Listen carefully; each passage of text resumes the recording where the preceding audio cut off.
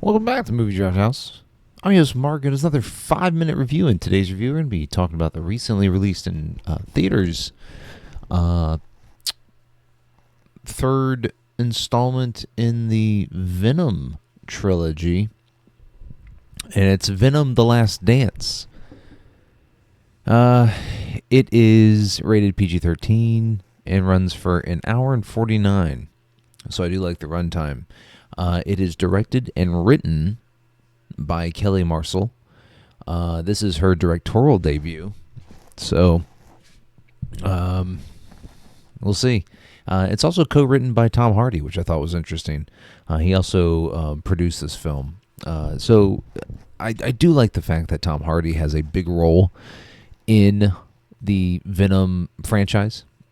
He has taken ownership of the Venom franchise, and so that's good to see. Sadly, this film's not any good. Spoiler alert. It stars Tom Hardy, Chiwetel Ejiofor. I butcher his name every time. Juno Temple, and Rice Hyphens, and then Stephen Graham. He is Stephen Graham. I think was in the first two. He definitely was in the second, but I think he was in the first one as well. Juno Temple and Ejiofor, and also Rice Hyphens are all new characters. Peggy Lou makes an appearance as Mrs. Chin, and that's really it. I've never really enjoyed the Venom films. They're choppy. In the first one, Tom Hardy he was just striking me as going through the motions with him. In the second one, he's a little bit better acting wise, because I think the film gave him a little bit more to do. And here he is having fun. I can tell. I can tell that he is enjoying acting in this movie. It's just sadly the writing, the direction, the editing, it's not all any good. And I hate to say that about someone's directorial debut, is because quite obviously Sony had a lot of faith to bring her on, Miss Kelly Marcel, and give her what I assume is Tom Hardy's last film in the role.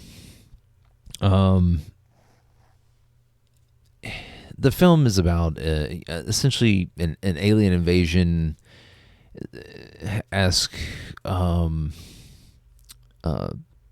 where they're looking for Venom, and Tom Hardy is, because every time Venom engulfs Tom Hardy and becomes the big Venom, he essentially gives off a tracker to these aliens, where they've been relegated to some planet or dimension.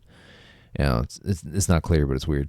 Where Null, the symbiote ruler, has been banished to, and he's trying to get out of this planet or dimension.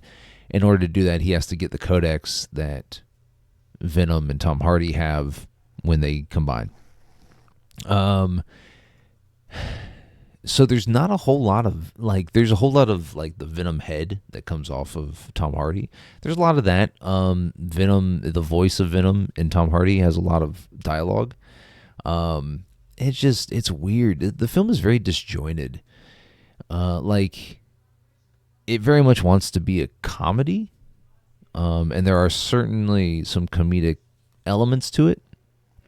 But there's a dance scene in Las Vegas with Mrs. Chin and Venom that is just so out of place. It's almost jarring how tonal shift that it makes, and really no purpose, other than to bring the alien to Las Vegas that's looking for Venom, and it's because Venom decides he's gonna dance as Venom and with Mrs. Chin. It's weird. It's fucking weird.